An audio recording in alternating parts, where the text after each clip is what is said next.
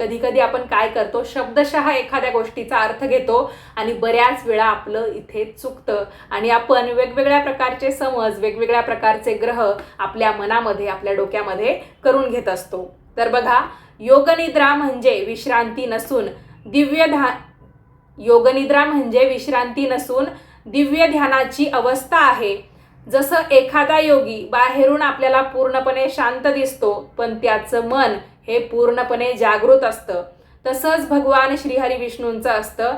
ते बाहेरून जरी योगनिद्रेमध्ये असतात, पण त्यांच्या इच्छाशक्तीने संपूर्ण सृष्टीचं पालन हे अवायतपणे म्हणजे अखंडपणे सुरूच असतं. म्हणूनच सूर्य वेळेवर उगवतो, चंद्र आपल्या मार्गाने फिरतो, नद्या वाहतात, वारा वाहतो, ऋतू सुद्धा बदलतात, पण जीवनाचं चक्र हे कधीही थांबत नाही.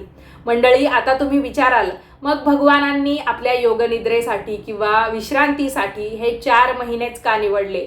तर यामागे सुद्धा एक खूप सुंदर असं कारण सांगितलं जातं.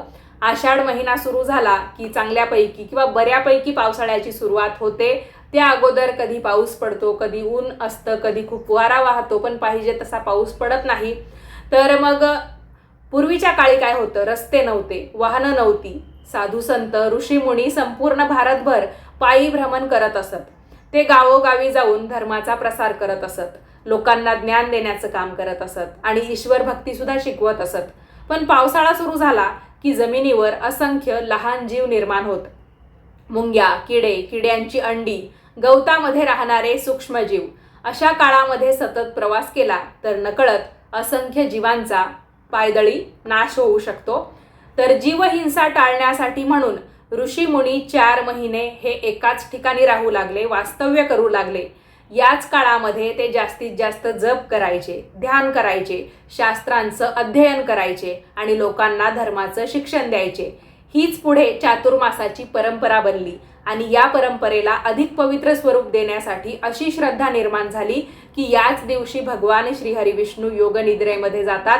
याचा सुंदर संदेश असा आहे मंडळी, जसं भगवान या काळामध्ये अंतर्मुख होतात, तसंच आपणही या 4 महिन्यांमध्ये स्वतःकडे पाहावं, वाईट सवयी सोडाव्यात किंवा मोडाव्यात, मन शुद्ध करावं, नामस्मरण करावं, दानधर्म करावा आणि ईश्वराशी आपलं नातं अधिक दृढ करण्याचा प्रयत्न करावा.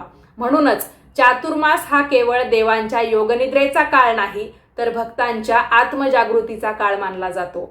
पण भक्त हो, इथे एक प्रश्न अजून निर्माण झालेला आहे आणि तो माझ्या मते तुमच्यापैकी बऱ्याच जणांच्या मनात असेल. जर भगवान योगनिद्रेमध्ये असतानाही सृष्टीचं पालन करत